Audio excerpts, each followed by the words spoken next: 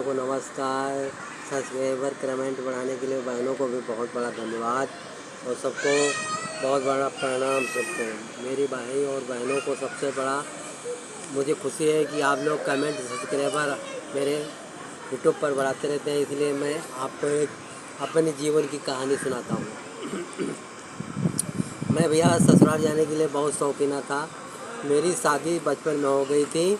जब मैं 18 साल का था तभी मेरी शादी हो गई थी। उसके बाद 2-4 साल के बाद मेरी माँ ने कहा अपना भैया गौना ले आओ, क्योंकि घर में खाना बनाने के लिए दिक्कत होती है। तो मैं गौना लेने के लिए तैयार हुआ। तो भैया मेरे गांव में पहले रब्बा और बैलगाड़ी चलती थी, जिसमें 2 बैल मचिया लो और मचिया करके ससुराली चले जाओ, वो वाला सिस्टम था पुराने ज़माने में। तो मेरा दोस्त भी कहने लगा भैया तुम्हारे ससुराली हम भी चलेंगे। मैंने कहा चलो भैया तुम भी मेरे ससुराल चलो। दोनों जने तैयार होकर के रब्बा मचियाया तो चल दिया ससुराल भैया। मगर हम लोगों के भैया रतौंधी आती थी। जब संध्या हो जाती थी तो हम लोगों को दिखाई नहीं देता था। पुराने ज़माने में रतौंधी आती थी तो वो दिक्कत थी हमारे सबके। तो हम लोग भैया रतौंधी जब आती थी इधर देख, तो जब रतौंधी आती थी तो हम लोगों को दिखाई नहीं देता था। तो हम लोगों ने भैया क्या किया, हमारे सबके लैटरिंग लगी। जब लैटरिन लगी तो हम भैया कहने लगे दोस्त के साथ कि चलो पहले लैटरिन कर लेते हैं, उसके बाद ससुराली चलते हैं। तो हमारे दोस्त भी कहने लगा मेरे भी लैटरिन लगी है।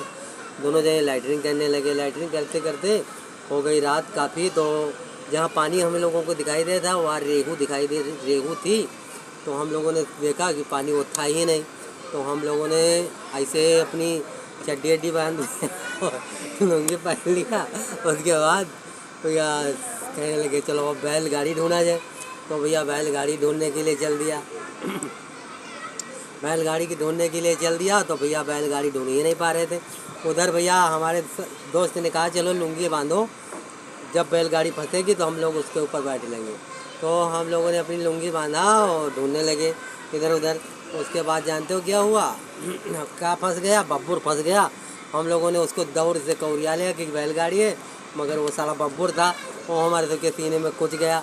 हम लोगों ने कहा यार बहुत बुरा हुआ, ये तो बब्बुर निकला।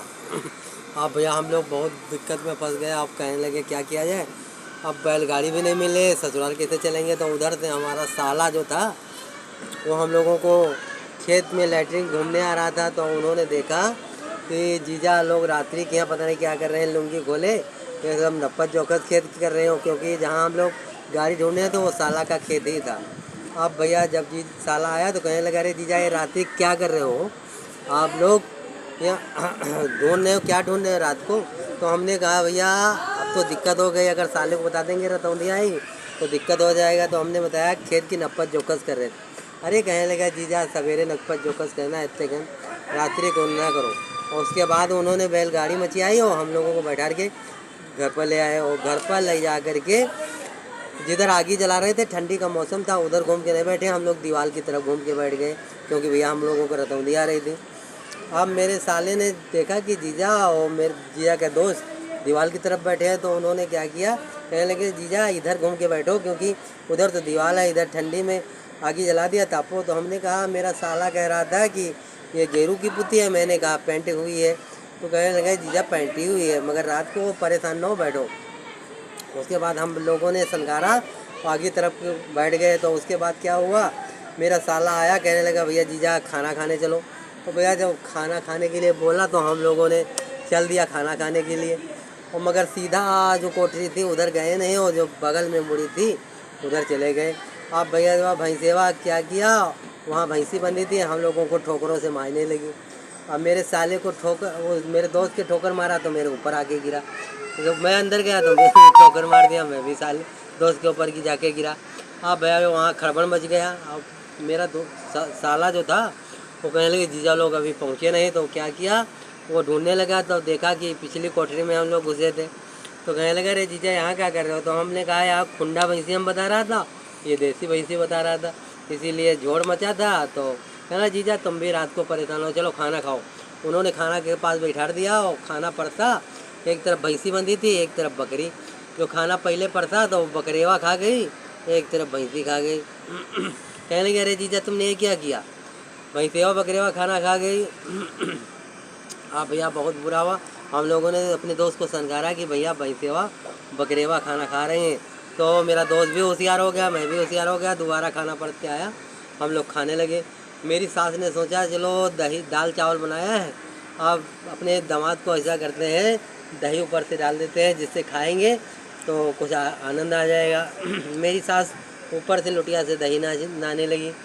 तो जब दही नाने लगी तो मैंने सोचा बकरिया मूत रही है, तो मैंने पेड़े उठाए और अपने सास के खोपड़ी पर धाड़ से मारा। अब मेरी सास चिल्लाने लगी, अरे दादा दामाद ने मार डाला। अब भैया बहुत बुरा हुआ।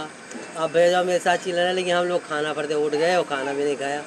मेरे साले ने ऊपर जीना पर से चढ़ा करके ऊपर बैठा परा दिया, एक खटिया तो बिछा दिया, उस पर पड़ रहे हम लोग। और 12 बजे रात्रि को भैया भूख लग रही थी हम लोग।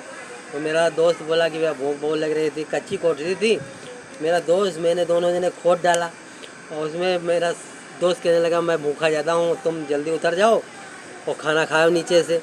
और पिछली कोठरी में दही और राब रखा था, बड़ा बने रखे थे। अब मेरे दोस्त ने खूब खाया और फिर बाद में लुंगी हिल गई थी, कहने लगा इंचा तान। तो मैंने अपने दोस्त को वहीं लिया। उसके बाद ऐसा हुआ कि मैं उधर गया कोठरी में, वहाँ दही बड़ा खाया और सब तक सवेर होने वाला था। और मेरी सास और मेरी बीवी सोचने लगी कि चलो चकिया जला लेते हैं, गेहूँ पीस लेते हैं। तो मेरी सास और मेरी बीवी चकिया पीसने आ गई और मेरा दोस्त छत पर सो गया।